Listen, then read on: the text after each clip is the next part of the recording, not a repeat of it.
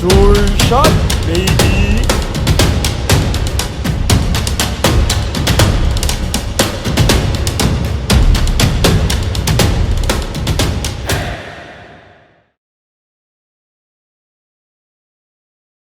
So, good day, everyone. We're here for another episode of the DVD show. So, for today, we have a second appearance already of two guys that I've guested before, but now we're here to talk about a different topic. We're here to talk about the F1 2021 recap of the whole season. And I'll now welcome to the DVD show Jinno Rufino and Aaron Black. Thank you for joining me here on my podcast. What's up, Bro, man? thanks for having us.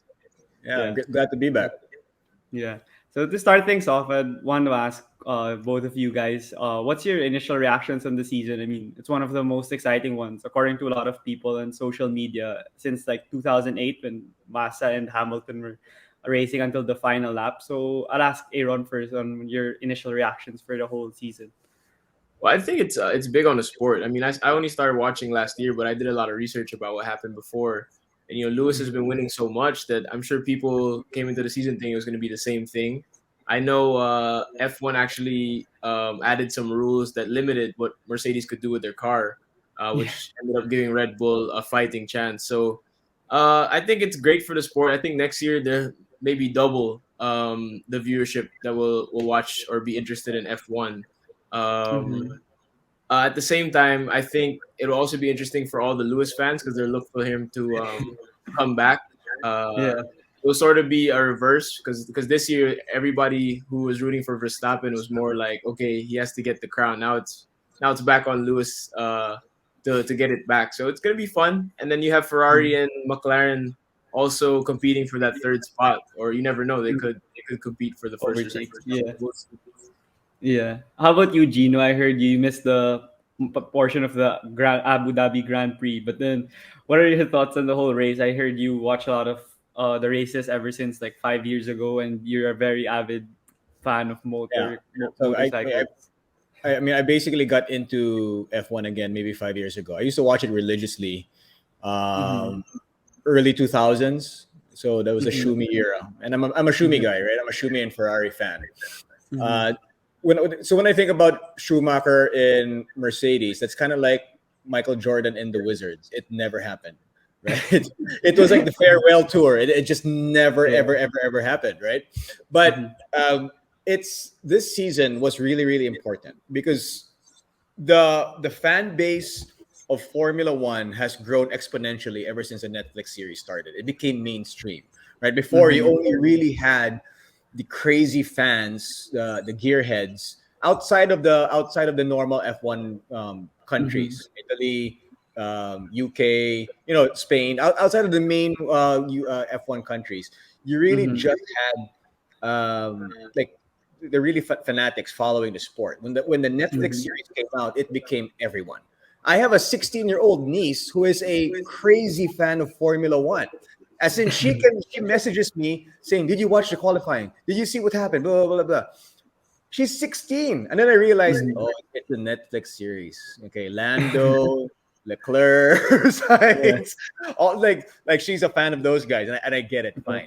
So this season, that upswing in viewership and interest in the past couple of years, thanks to Netflix, was starting, right? It was snowballing. But what was needed was the excitement of the actual races, and that's what Mm-hmm. this provided. The Mm-hmm. rivalry, right? The rivalry, the Ateneo LaSalle rivalry, Aaron. Yeah. That really what it was between these two behemoths of race car drivers in Lewis and Max. And what a fitting end that it ended the way it did, the excitement the way it did. Mm-hmm. Coming down to the last what? How many laps before Max actually sealed it? A little bit Mm-hmm. controversial, but I felt like the popularity of the sport is going to be even bigger. Can you imagine a Netflix series next year? Yeah. Even Oof, without Max. Max that's won't going be to be there, I big. think, for It's gonna be season great. 4. Yeah, Yeah. yeah, yeah. So it was good, man. It was one of the best I've seen, if not the best. Okay, like Mhm. Diego, you mentioned the Massa versus Lewis final Yeah. turn in Brazil? Brazil. Like And that was hard to watch, Aaron. You said it was hard to watch, like the 2 a.m. races. That race was what, 5 a.m. It was really difficult to I watch. caught the highlights. I did not watch that race. I think highlights also for me. Yeah. No. And then Massa won it, and then all of a sudden Lewis overtakes in the last corner, and then Lewis wins it. So fantastic race, that fantastic season that was Massa. And then that was also big because it was Mercedes Ferrari, right? McLaren Ferrari, I should say. And then here comes Red Bull being competitive. I mean, I just loved it. I just loved the way the season ended. As almost a neutral, as a neutral fan between Max and Lewis as possible, I enjoyed every second of it. That's really great. A lot of people have been watching F1 now over the past 3 years, and I did, as I mentioned, I didn't watch yet the series. I'm watching it now, pala, the Drive to Survive, and I'm already enjoying it. So I can't wait for the next season as well. But then entering like the final stretch of the season, there were like 3 or 4 races left, and Max was ahead. And by I don't know how many points, but then Lewis was first for like the last 3 races before Abu Dhabi. But then before him winning all those 3 races, did you think that Max really was on track to win it already, or did you expect Lewis to actually catch up Aaron? Well, Lewis is what is he now? 5? Do you have 5-time champion? So I mean, 7. Sorry, 7. You're right. Yeah. So I was expecting a fight. Definitely, I did not expect Max to just run away with it. But Max did have a really good season in terms of starting it really well. I think Lewis struggled, especially. I think he struggled in Monaco a lot. And I think historically, Lewis has struggled in races like that. But he came back. I think the races he needed to dominate, he did, except for that one where I think Max crashed and then he didn't open up his brakes or something like that, and he ended up not finishing as well. I think that would have turned the tide, and that would have given him a chance to actually pull away if he did. I think it was Azerbaijan or something like that. Azerbaijan. Yeah, that one, the Baku one. Yeah, and that track is tough. I play on that track all the time. I like it. I enjoy it, but it's a tough track. I'm tired on the play seat after, because you're on a road. You're on a city road. So it's super narrow. And there's one turn there. That one turn that it's crazy. Head stuck to the wall. Exactly. So I've had how many times where I just crash and I'd have to redo it. So it's a tough track. I can't imagine being in one of those cars trying to get through that turn at that speed. Yeah. How about you, Gino? What's your thoughts on the last few races? I mean, Lewis, needed to win at least top 3, and he got first. That's why it was tied entering the final race. But then, did you think that he was actually gonna do it, or were you more confident in Max already winning it? I mean, he did eventually win it through the controversial ending, but in your opinion, as a neutral, I'm not surprised at all, because Lewis Hamilton's a champion. I mean, he's won it 7 times. He's definitely proven himself, and I think, in all honesty, I think he's actually the better driver between the two. I think Max deserved the championship. I think he was. There was that stat that they pulled out. Max has led more laps this season than every single driver combined. I mean, that says it all, right? He deserved to win it. But overall, the coolness of Lewis, I guess because he's older than Max, that he manages to stay calm throughout majority of the race, right? His headspace is somewhere that it's not common for. I mean, not typical for the other drivers this past couple of seasons, because most of them are young. At least most of the ones in the fast cars are young. I mean, obviously Fernando is still there, Seb is still there, Kimi just retired, and the older guys are in slower cars, so it was a little bit difficult for them to compete. But the younger guys are the ones who kind of I guess, I don't want to say frazzle, but they do make mental errors. Lando had a crucial one couple races back, right? And when he didn't want to pit, when he was being told to come in, he didn't. No, I'm not coming. He was throwing a tantrum, right? And then Max, you see it sometimes. He gets so pissed off, and then he loses himself on the track. Lewis doesn't do that. right? He Yeah. doesn't. He just he's so calm, collected, and focused the whole time. So I'm not surprised that Lewis was able to force a do or die game seven, so to speak, or a final Mhm. race showdown. And at the start of the race, you saw it, right? You saw him Yeah. like get away, and you're like, all right, this is this is it. He's gonna actually pull this off. Mhm. But Max and the Stewart had different ideas.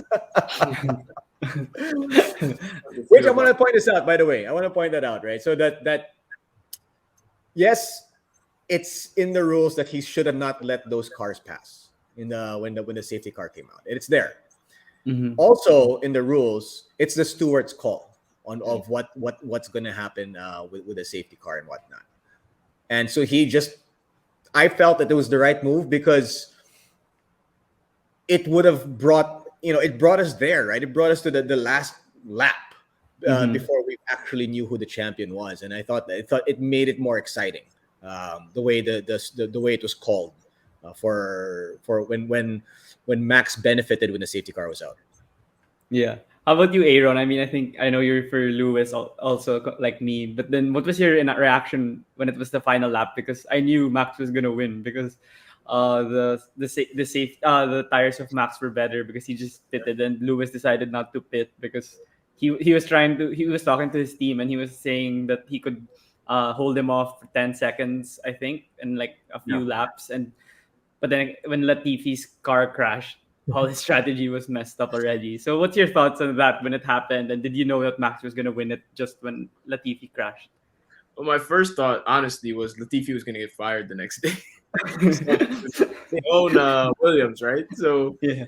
that was number one. But honestly, with regards to what the steward did, I think he did what was right for the sport. Yeah. I think that you didn't want to just end as sour as I can be about Max winning because I am a Lewis fan. Mm. Mhm. Um, you can't just end on a safety car. That would have been, just the fact that it ended in a last lap will Mhm. just double the viewership for next year. That's Mhm. my opinion.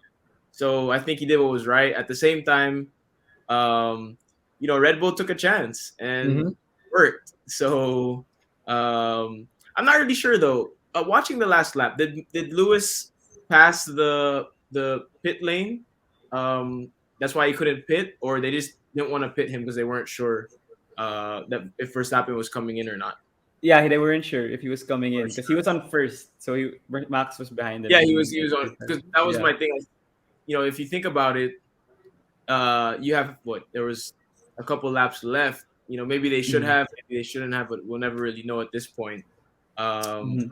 but yeah, I guess it was the right thing to do. I think for the sport, it was definitely the right thing to do. But if you're Mercedes, of course, you're back there saying why you cheated us, basically.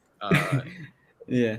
So How about you, Gino? I mean, yeah, Aaron mentioned that he didn't go to the pit stop in the lap 53 when after lap 53 when Latifi crashed. But then there was I think lap 35 when I'm not sure who was the one that was there was also a yellow flag and Max I think went on pit stop, but then Lewis also didn't. So I'm not sure if Max went, but I know Lewis didn't. So his tires were still the same until the end of the race. So Mm. he didn't want to go pit stop twice. Do you think he should have, or was that a right decision? Because for me, I think it was the right decision because he was in front, so he didn't know if the cars behind him would do it. So if they wouldn't, he'd be behind and he'd need to catch up in a certain number of laps left in So the race. So what's your that's the opinion? that's the beauty of racing, right? Because even though you're in the first position, Mm-hmm.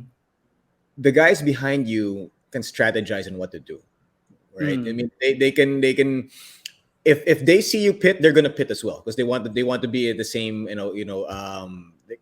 want to have the same tires or whatever fuel that's left in the car and whatnot, right?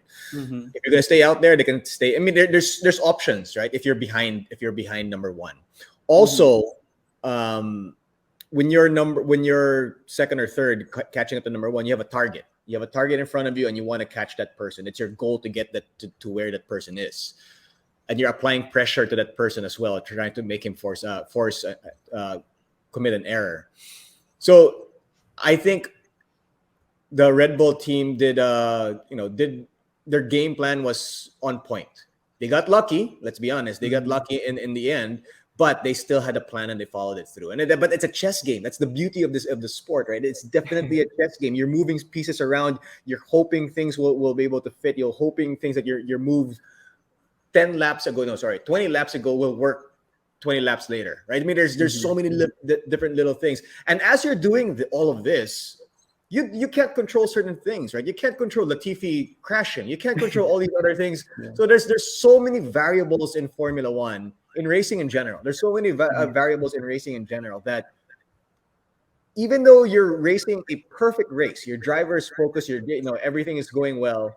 If something happens in the last couple of laps, that's out of your control, then it becomes a little bit more competitive. The guys behind you are right behind you again. Like, even though you're half a lap in front of them, if there's a crash and a safety car comes out, they're right up your ass again. So there's a lot of drama unfolds. A really quick story. In the local racing scene here in the Vios Cup, a lot of the action happens off the track. Mm-hmm. Same in Formula One.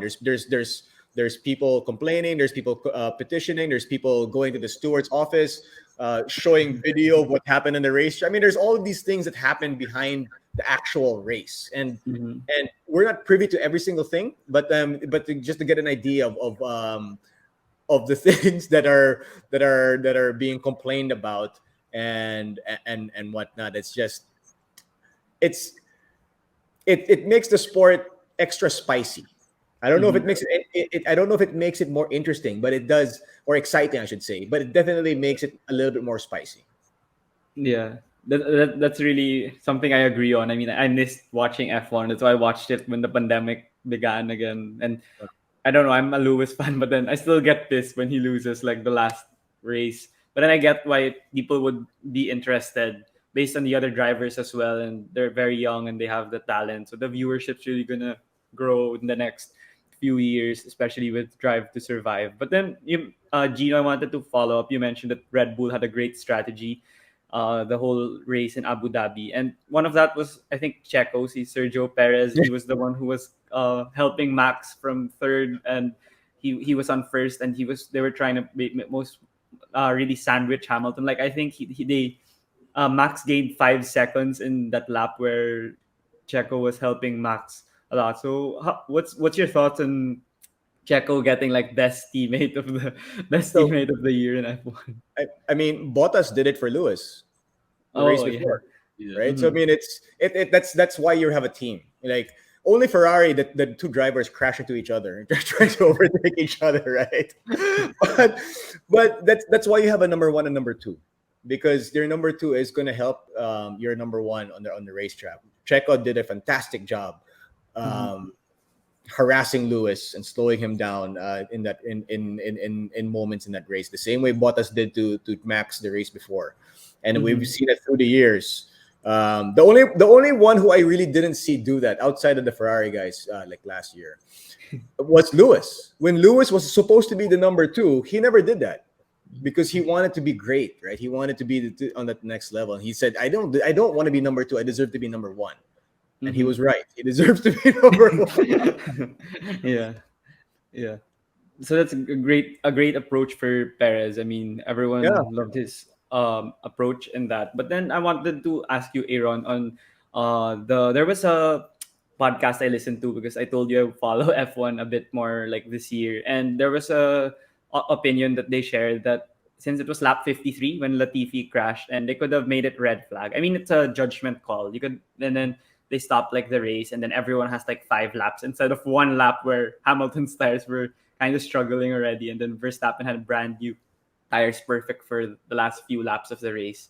So what's your opinion on that? If they could have just made it red flag, so there's no safety car and it wouldn't count in the laps of the race, and they'd start at lap 54 to 58 and they'd have 5 laps to end. That's actually what I was hoping for, because I was thinking, okay, red flag, they go into the pits. Now they're on even even tires, and now we have a new start, and it's gonna be a crazy finish. We had a crazy finish, but it wasn't even. I mean, I think Max tires were 30 laps old or something like that Yeah, already. it was. So I think it would have been a better choice, but at the same time, I'm not a steward, so I can't. Mm. So maybe that's what they thought was the best thing to do. I think if there was a 5 lap duel between Max and Hamilton, it probably would up the viewership even more, since they were on level with their tires. Mm-hmm. But yeah, I think it's up to the stewards as well, because it wasn't really a crazy crash. There, Yeah. it's a yellow flag. It's only a red flag, sorry, when it's a really big crash, and they really cannot bring the car to the side or take it off the track right away. So I guess it was the right call. We ended up with a good ending. So yeah. Mm-hmm.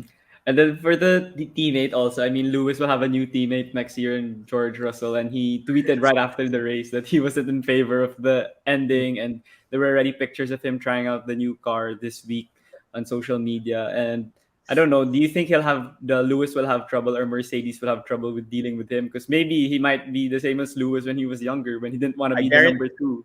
And I guarantee you Bottas- he's the same. I guarantee you he's the same as Lewis. I guarantee you that. Yeah. I was about to What do you say, thought?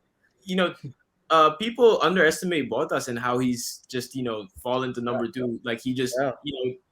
he understood his role. I don't really know if Russell will understand his role. He's gonna have to, because Yeah. Lewis, and or he's gonna learn the hard way, I guess. Yeah. But people really underestimate Bottas and how hard his job is, because Yeah. you want him to race as hard as he can, but at the same time he has to defer to Lewis whenever Lewis needs it. So, I hope for Mercedes' sake that Russell comes in and does his job, wins a couple of races, but at the same time does his job as the number two. Mm-hmm. How about you, Gino? Do you have anything to add from Aaron's point and that question? No, I think Bottas. There's certain drivers out there who are perfect at number two, right? Bottas is one of them. Checo Perez is another. And then if you go further back, you had my gosh, what's his name? The Brazilian guy who was the second driver of Ferrari during Schumi's time. Barrichello, Oh, Rubens Barrichello. Right? Oh, there's okay. there's certain guys who are so good, but and deserve and could be number one drivers on other teams, but they're really more Scottie Pippen. They're really more that number two guy, right? They're really more, and that's what that and they thrive at that, and that's why they're in F1 for so long, because they're helping make champions of other racers, and that's totally fine. You're still gonna have a long career in the world of racing. So, having said that, I almost guarantee you Russell doesn't think himself as a number two. But it's different when you're coming in for, let's say, a one-time champion or a two-time champion. But when you're coming in the the team of a seven-time champion, it's different, right? It's different. So if you're a Russell, you're like, okay, I deserve to be number one, but I might be able to wait a little bit longer and see where I am. Like I as of now, I'll learn from Lewis. I'll be able to at least pick his brain and see how to do certain things. I mean, Russell's still pretty young, so it might be it might work, because he's not. I don't know if he's ready to be a number one. To be honest with you, in especially for a team like Mercedes in the big three, right? Mercedes. Red Bull, Ferrari, and big four now, and McLaren. McLaren. Yeah, that's something I'm not sure about. I mean, Bottas was willing to be the second fiddle to Lewis, but when I don't know, I've read stuff on George, and I don't know how Mercedes is gonna struggle to talk to him like in certain races when they need him to help Lewis. So I don't know.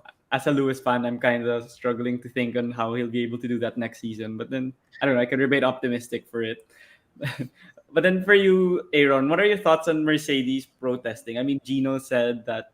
I mean, they did push through with it eventually. But then initially, I wasn't really sure on why they go for the protest. I mean, maybe because of Toto. But then, what's your thoughts on that? And did you actually think there was a chance? Because I think realistically, for me, it wasn't right anymore, and I knew that Max was gonna win either way. Well, I think it was their duty just to the team, to Lewis, to do it, to protest, just to put it out there. Maybe there's a chance, even though it's a 2% chance or 1% chance that they can, reverse whatever. I don't know what would happen. Would they re-race? I have no idea. I don't know. Right? Because they can't. At the same They time, would have awarded it. They would have handed the trophy to Lewis. That's what would happen. Okay, well there you go. So they would have, and that's definitely was not going to happen. It was their responsibility to do it, and I think Toto was just fine with them rejecting his, because he was seen partying. I think right after. That night, there's videos going. You have to remember though, like Mercedes still won the constructors. Exactly. Exactly. So it's not like a total loss. He's probably still a happy man. It's just that his best driver wasn't able to win his 8th championship. So yeah, I think Mercedes they'll be just fine. Mm-hmm. Yeah, you mentioned Gino, that Mercedes won their constructors championship again for like the 8th straight year, I believe, and next year I think they're still going to be one of the top contenders to win it. And then Lewis, as you mentioned, in the early juncture of his career, he was more arrogant and he was very expressive with his emotions when he was winning his first few championships. But then people were surprised, or they were also very delighted that he was very what do you call this, receptive, and he was accepting the defeat as she shook hands with Max. So were you honestly surprised with that, or No. and how did you feel with Lewis's gestures? I am not surprised at all, because that's who he has become. He wasn't that when he was in his younger years, and that's totally fine. He was what, 20. I mean, he's and you're not a race car driver thinking that you're out there thinking that you're going to win races, and he just thought that he was great, and he was young, he was a little bit brash about it. But if you listen to Lewis and the way he talks, the way he expresses himself, the way what he stands for in the past several years, you can't hate the person, right? I mean, how do you hate that? Like, I don't understand how there's so much hate on this guy. Again, it's comparable because he keeps on winning, right? That's I think that's why there's a little bit of people got sour of watching Lewis win. But you can't, like, I can't fault him for some of the for how he got to where he is. I mean, because he deserves to be there. I'm still a Shumi guy. I guess it is a generation type thing. But in my head, Shumi is Jordan, Lewis is LeBron. And whether, depends how old you are, you're gonna have a favorite between the two drivers and the two players. And they're even parallel in that sense, because the all the social awareness that LeBron does, Lewis kind of does as well. Same, yeah. Right. So I mean, I am not surprised at all that Lewis went up to Max, congratulated him, even though it probably killed him inside. That's fine. But I mean, he just showed great sportsmanship. I guarantee you, if that was the other way around, there is no way Max would have done that. I was just about to add to that. Go ahead. Me off about Max. He just, I think it was the race before where he didn't celebrate on the podium. Yeah, that was the last race. Yeah. Well, you say Lewis used to be like that, so maybe it just comes with age. Yeah, I mean, some part of it is that, right? It comes with age, and I also think that there's certain people like I don't know if Kimi would have done it, because Kimi really Max really reminds me of a young Kimi. I think everybody has said that, but there really is something similar between the two drivers, the two people, and it's funny because I could see, I think I could see Kimi in his younger years just walking off and not wanting to celebrate if that happened to him. But you also saw it in the last race, right? The week before, Max didn't need to give up a spade the position to Lewis. But he did, because he had the penalty already. But he did. So he was rattled. He was rattled in that last race before Abu Dhabi. Yeah, Saudi Arabia. So I mean, and you can hear Christian Horner saying, "Well, we didn't need to do that, but I guess it doesn't really matter." Like it's like he lost it for a split second there, more than a split second. So it really shows that he's still maturing. But that's where Lewis is, right? He is at in my opinion, his apex of his the level of his headspace and his ability. He's there. So unfortunately, there was some, like, Red Bull really just did. Put it this way: Red Bull spent put a lot of their resources into this season. Because next year they knew that there's going to be a cap, right, for how much teams can spend. They should have done this a long time ago, to be honest with you. So they really gambled and said, you know what, if there's going to be a cap, and it might, kind of even the playing field a little bit, we may as well go all out now. And they did, and then they're reaping the benefits with the championship for Max. How about you, Aaron? I mean, you're a huge Lewis fan, and there are a lot of hate that he receives, like what Gina said, and he doesn't know sometimes why people really do hate him. It's maybe because of his dominance in the past decade. And with the gesture, people were posting, like some of my friends who really hate Lewis, they were kind of surprised, and they were saying that that's a unexpected gesture that he did, and they respect him more now. So as a Lewis fan, how would you tell like the audience or the viewers from this podcast and why they should really, continue not hating on Lewis? I mean, they don't need to love him like how we love him. I mean, both of us. But then what should make him like be a driver that people should respect? I think just what he did, congratulating Max, he gained a lot of fans. Just like you said, the guys that didn't like him, recognized that and saw that. I think he turned a lot of people to his side, to just see that he's actually a good dude. I think it's not only the dominance that probably makes people hate him. It's just being talking about race. It's a purely white sport.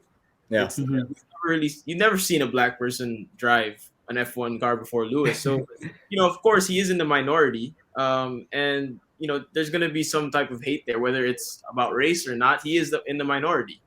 And most people who have seen past winners, Schumacher, all of them will say, why him? Or things like that. And I think, for that exact reason, that's why people should love him. Because, this guy is representing, for me, all these black kids that are coming up that love F1, they're gonna look to him and say, okay, when I get to that age, when I get older, I could do what he did. Yeah. Because nobody paved the way for him, but he's paving the way for everybody else coming up. So I think just for that reason alone, people should love him. And you can see he's just a good dude. He respects the sport. He respects his drivers, which is a big factor of why I do really like Lewis and I don't like Max. I hope he changes at some point, but it's turn off when you see, it's just like basketball. When you lose, when Detroit lost to the Bulls, if they walked off the right way and they shook hands, people would never, look at Isaiah Thomas in that way. He probably would have been on the USA team and things like that. But no, they did it the wrong way, and now they'll forever be known for that. So I just hope Max changes. I hope he doesn't, have that moment where he'll be remembered to be that type of driver instead of a great champion. Yeah, that's something that also that I don't know. I'm not really a Max fan. When I started watching, I'm like, I don't really want him. And he says a lot of things about Lewis, like only this season, like you see so many quotes. And like the one Gino mentioned, the one in Saudi Arabia, he was like, not happy at all. He wasn't even celebrating in the final celebration. See, but I enjoy it. I mean, I don't like it as an individual and seeing somebody throw tantrums and whatnot. But I think it shows, between the respect and hate between the two guys.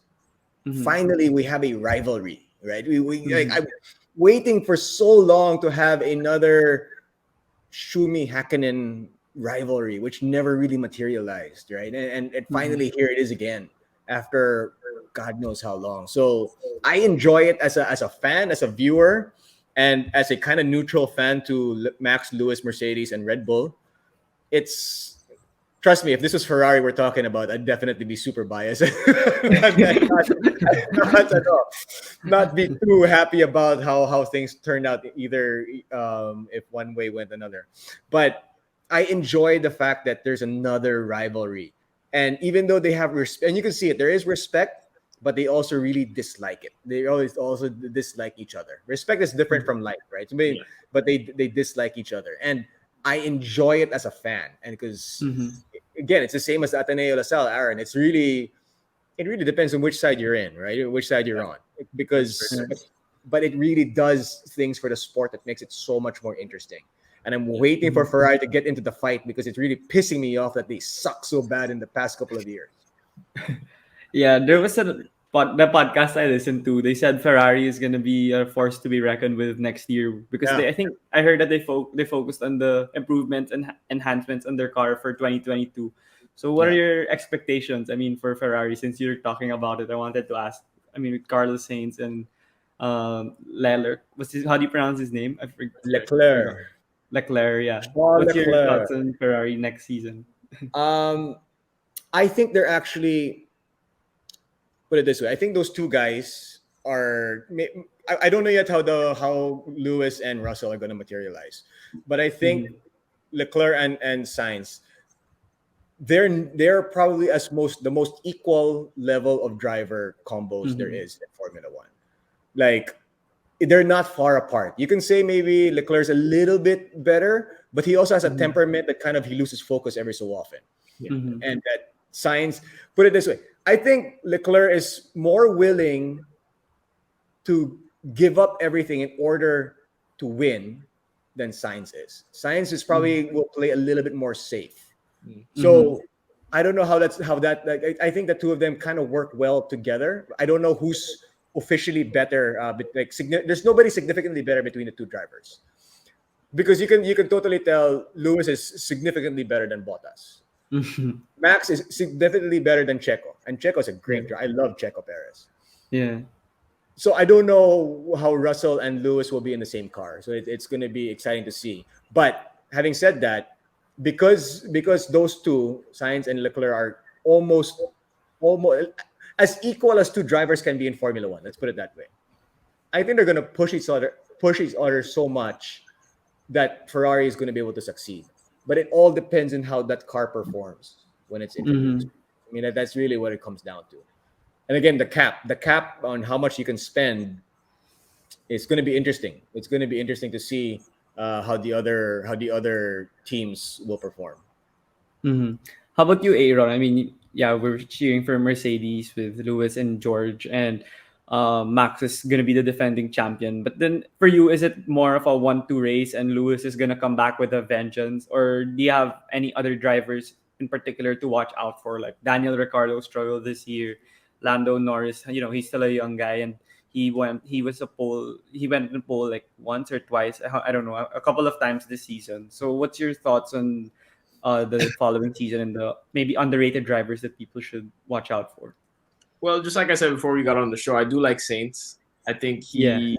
he's level-headed. He doesn't lose his cool. Just like Gino said, he plays it a little bit safe, which doesn't serve him well some days, but most times it does. Him, I think Norris is going to be a force to be reckoned with. As the years go by, I think he's only 21, if I'm not mistaken. And I think hopefully, if Russell listens to people at Mercedes, he lets Lewis groom him basically as their next driver once Lewis retires. Then I think he will also have a good season. I'm looking forward to seeing the four teams be at par with each other. Probably not, but hopefully with the cap going on, because playing the game, it's really expensive. I mean, doing all these things is really expensive, and adding stuff to your car every other week. It's going to be interesting how the cap changes that, because now you have Haas and all these other teams that before could barely spend any, maybe half the money that Mercedes was spending, and now they have to spend the same amount, or they could spend the same amount. So we'll see. I hope it's just as interesting as this past season. So we can enjoy. I think it's going to be impossible, dude. I think it's going to be. It cannot match this. There's just no way that they're going to be able to do it. But if it's a little bit more even playing field, maybe instead of two teams and two drivers just duking it out the whole time, maybe we'll see 3, 4, 5. I mean, how interesting would it be if Ferrari's in the fight, if McLaren's in the fight? Exactly. I mean, it should be really fun, but I don't know if we're gonna get this battle between the two guys again. It would definitely be hard. Oh, I'm sorry. I missed Ocon. Ocon's a good driver. I like Ocon. Oh yeah, he won a race. The one when I forgot Just when has Max those and days where he'll be up and he'll qualify in third, and then he'll crash in the first lap, things like that. yeah. Hopefully, he has better luck. But you're right, Gino. I don't think it's gonna be, you know, 1, 2, 3, 4 level. But at the same time, it would be nice to see Lewis versus Verstappen, and then right below them you have, let's say, Lando versus Leclerc or something like that. Yeah. Yeah. Close by. So Yeah. How about you, Gia? Do you have any underrated moment from this past year, 2021 season that people may have not been focusing on? Like people are focused Um, on the Max and Lewis yeah. 1-2 So ending in Abu Dhabi too much. But then for you, maybe there's I, some. yeah, I think because of my, I don't know if it's because of my age or not, but I really enjoyed the way Fernando Alonso raced this year. I thought, I mean, he doesn't have a great car, but he really squeezed that. I mean, it's too super pigang piga what he did to that car this past year, man. He Mm, was on the podium. I mean, he's sure you don't really celebrate podiums if you're Fernando Alonso. You celebrate the top step of the podium, but mhm, the fact that he got back there and the fact that mm, he was, he was able to. There, I can't remember which race this was, but he was really. I can't remember what there was this one race when I was watching him and I was like, well, I've never seen him drive like this. And I watched him, throughout his career, Renault, McLaren, mhm. Ferrari. Oh man, I can't. It's skipping my mind. Anyway, Was that there's one race. when he where he was held with Lewis. Lewis? Yeah, Yeah, he neck and neck, Yes, and then Lewis had a hard time to overtake him. yes, Was it that's that the one? one. yeah, That's the that one. one, yeah. I don't know where, but like yeah, I remember Yeah, that. so I can't remember what, but so that's. I mean, when he was, I was like, all his anger when the two of them were teammates in McLaren was coming out of Yeah. the.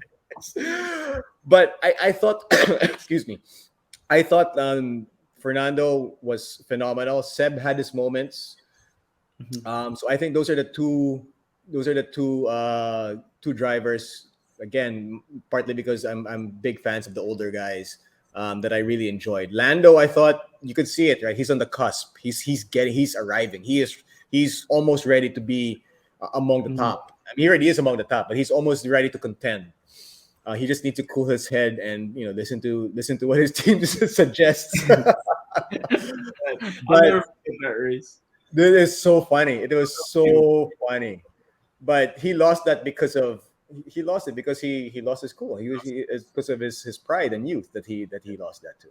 So when he matures a little bit more, I think he's going to be fantastic. Actually among the younger guys, I think I'm the biggest Lando fan among the younger guys. Even more than Carlos and Leclerc. Mhm. How about you, Aaron? I mean, in Drive to Survive, I think I'm not sure if you mentioned it off the record or during the episode already that you really enjoyed it and you play the video game also a lot. But then with Max not being in Drive to Survive, I think it still wouldn't decrease the viewership by that much. It might even increase with a few races like the one in Baku or the one in Saudi Arabia and the last one in Abu Dhabi, where people would really want to see the episode and Drive to Survive. So for you, what do you actually want to see, or what are you curious about for the following season? I mean, it's still kind of related to F1 and Max, even if Max is not there. Even if I find that pretty strange. I don't think Max not being there will affect it that much. I think people Mhm. are waiting for it, especially after what just happened. But for me, the most interesting part about the Netflix series for me is seeing when the two teammates fight. When Oh. one guy, because they won't show that during the race, right? When one guy doesn't Yeah. want to let the other through, Mhm. or they're asking the guy in front to other guy at the back, sorry, to hold back Everybody another else. racer, but he doesn't, or he's not Yeah. able to. I like to see that exchange as well as the exchange with the stewards and the team. It's going to be Mhm. interesting to see. I'm sure Toto Wolff is going to be interviewed in that last race about what he thought and things like that. That's going to be interesting to see. Mhm. Aside from that, just seeing the drivers behind the scenes, they show their lives, how they, their routine, because it's a tough job. I mean, they have to travel every week, pretty much. And you talk about jet lag, you talk about your routine has to change, or maybe they keep it the same in a certain way, but to some extent, it has to change because you're in a different city, you're in a different time zone. So things like that. Because as an athlete, as a basketball player, you like to have the same routine. maybe not exactly the Mhm. same. But you like to get in the gym at a certain time. You like to, Yeah. shoot at a certain time. So when that changes, it's different. It's like the NBA. They travel every game, but these guys they go Mhm. around the world instead of just in one country. So that's always interesting to me. The last thing that's interesting to me are the lower teams and how Yeah. they react. They get an eighth place or a ninth place finish and they're happy. Yeah. Uh, that, the feel good stories. You Yeah. have Williams. If Williams goes over 15th, they're happy. Basically, I Mhm. mean, uh, now it's Haas, right? Before it was Williams. Now it's Haas. That's like that. Yeah, Williams yeah. is starting to get better. So yeah, those are the things that are interesting to me for the Netflix series. You Yeah. guys How know about sorry, go ahead. Williams used to be such a strong team. Like they had this driver, the brother of Schumacher. His name is Ralph Schumacher. And then they also had this guy Juan Pablo Montoya, who's racing in the States right now. I mean, they were really competitive. They were really really good. And then they lost the BMW deal, and they had to go Okay, full I private. heard And about that. Yeah, they used to yeah, be good. That's why when they were interviewed, I think in the last yeah, season of Netflix, they were saying that they have a rich history, yeah, very rich history. down and things like that. Yeah. Yeah, Aaron, I wanted to follow up since you're looking forward to a lot of things. How about Michael Massey? Do you think he's gonna be criticized a lot, or like Toto's gonna be so mad? Like if there's a scene from the Abu Dhabi Grand Prix, since he was saying in the 57th lap the no overtaking, and in the Yeah. next lap he's like, okay, you can already. Like, Yeah. what's your thoughts on Michael Massey? Like, do you think people are really gonna hate him more after the Drive to Survive season? I mean, I'm pretty sure, just like I said a while ago, Mercedes is not happy with it. But Mhm. at the same time, you'll be surprised. I think people are happy with the decision. Just the fact that they were Oh, able to race the last race. People would probably hate on him more if he just kept the safety car and they ended just mm. in that way. I know Lewis was up like 11 seconds, but still, you don't want to Yeah, end the race, the last race of the season, and it's tied on just a safety car. yeah. But I think as a steward, you take on the job knowing that you're going to get a lot of criticism, not just from the fans, but from all the teams. Mm-hmm. It's going to be interesting to see what Toto says. I'm sure there's going to be a lot of uh, harsh words that's going to be that were said. So Mm-hmm. that should be interesting scene. Yeah. As we wind down to the final part of the interview, of the episode, I wanted to ask Gino, since you said you're a Ferrari guy and Kimi Raikkonen already retired and he won a world championship in 2007 and he didn't get to finish his last race in Abu Dhabi. So what's your best memory of him and what do you think he'll be remembered for? And you mentioned also that he was like a young Max Verstappen when you see Max now. Yeah, no, I remember the first ever Formula One race in Singapore. Um, I was in the paddock, and Kimi Raikkonen showed up, and I didn't know what he was really like. I mean, I didn't know how he would react to a fan slash media. I know as media we're not supposed to really act like fans, but then I couldn't help it. I was like, "Ooh, Kimi Raikkonen." So I was trying to get a photo with him, and man, this dude was just ice cold, dude. Like me, I guess that's why he's called the Iceman. He just did not acknowledge. I'm standing right like this far from him, nothing. Like I did not exist in his world. I'm like, okay, I get it. I get it. Fine. I guess I'm not gonna be able to get this photo. So I have a photo of him turning his head like this in the paddock, just trying to get away from me as much as possible. So I wouldn't say that that's the memory I'm gonna have of Kimi Raikkonen at his career, but it's just a funny little. It really showed me anyway what he really just does not like being bothered, and that's Mhm. fine. I mean, I guess I can kind of respect that and appreciate that as well because he's super focused on what he's doing, or maybe he's just being a dick. I don't know, but I remember him winning. I remember him being a champion. I mean, that's you don't win a championship if when you're lucky. I mean, luck is part of it, right? Luck is a huge part of winning a championship. Anything actually in life. Any sport, yeah. Even life, right? I mean, you need to Mhm. get lucky at certain points. But I mean, this guy raced rally. This guy is a racer. That's what he does, and that's what he loves, right? Whether it's I mean, he's raced in other circuits, in other disciplines, I should say, not just in Formula One, and he's succeeded in all of these different disciplines. So I respect that. I respect him as a driver. I think he's one of the greatest.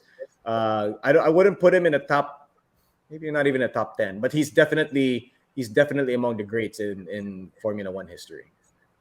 Yeah, I mean, I only got to watch him when he won in 2007 and a few years after that. But then I could understand why you have that same sentiment on him. But then to wrap things up, I wanted to ask like a few questions like who do you think will take a massive leap next year in terms of, I mean, it could be I think you're gonna say one of the younger drivers, but then yeah, who's your prediction and who would be one of the surprising um results in the 2022 F1? I'll start with you, Aaron. Well, I think Ferrari and McLaren will have a good year. Lando, uh, I'm not really. I like Ricardo's personality, but I'm not a big fan of the way he drives. Yeah. So I like Lando, and Leclerc and Saints. I think they'll have good years. It's not going to really be a surprise anymore because they were in the hunt this year for the podium finish for the constructors. I think them, just like I said a while ago, I like the way Ocon drives. If he can just get better luck, just like Gino said, because you do need luck. Maybe he can contend with those three guys for, that driver that every now and then can get in the podium, can maybe challenge for the win. He may not finish top 3 or top 4 in the drivers' championship, but he makes it interesting. Kind of like how Lando did it this year. I think he had that one race where he was in first and Lewis was trying to catch him. Yeah. Ended up catching him, but He made got it third, I think. Yeah, ended up third. Yeah. And the other race where he messed up and then go into the pits. Yeah. Yeah, just to make it interesting for viewers. I don't really know about the other teams because Yeah, I same. don't follow the other teams. Yeah. I know about their drivers, but I don't really follow their Yeah. guys like Latifi. I don't really know what he's gonna do next year, and I'm excited for Bottas. Yeah, Bottas. I was gonna mention like what's gonna happen with him. Exciting. Yeah. I don't know about the car, but it's gonna be exciting to see him and what he does with Alfa Romeo, right? If I'm not mistaken. Hmm. Yeah, Yeah. so that's gonna be exciting. He's gonna be a number one there, so it'll be exciting to see him as a number one. How about you, Gino? Do you think Ferrari can compete in the I, constructors? I, I think so. I mean, maybe I'm being optimistic about it, but I really do think that they're going to be competitive next year. I mean, like Aaron said, I mean, they were competitive this year. They're just not among the top 2, right? But it's kind of weird seeing I mean, at least, man, the past couple of years before this year, it was really dark, man. It was really dark being a Ferrari fan. Being a Laker fan the past few years before Lakers, yeah, similar. Yeah, before LeBron, it was like, dude, it was that level. I mean, it was like really brutal being a Ferrari fan and a Laker fan like a couple of years ago, before LeBron came and before Ferrari started to perform a little bit better. But I think they're headed towards the right direction. I think they're going to continue to get better. As far as a driver who I think would be able to, outside of the normal names, I don't know. I mean, I so want Mick to actually perform. I don't want him to be like a. I don't want him to be like a. He's there just because of who his dad is, right? I want him to be Aaron Black. He is there because this dude can hoop, man. Yeah. Dude, I mean, Aaron, I want to point this out. I'm going to say this, right?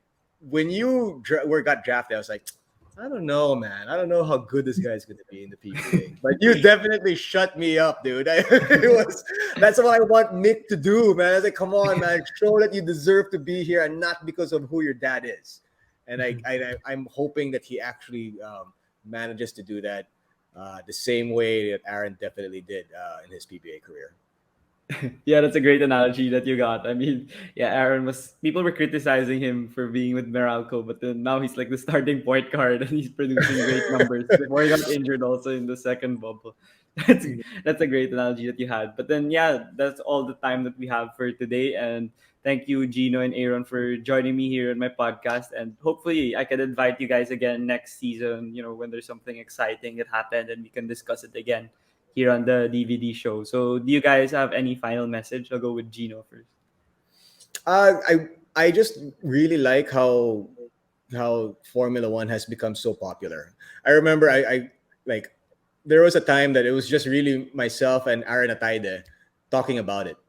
I mean, we're like, there's nobody else following this sport except for us, huh? And then we realized a couple of years later, like, oh, here we go. Finally, we can at least talk to other people about Formula One. So some people say it's a little bit of a funny way to for Formula One to gain popularity, but I don't care. I don't care. I just enjoy that the sport has grown to really super mainstream already, and I'm looking forward to where it's going to be in the next couple of years because it's just going to get better.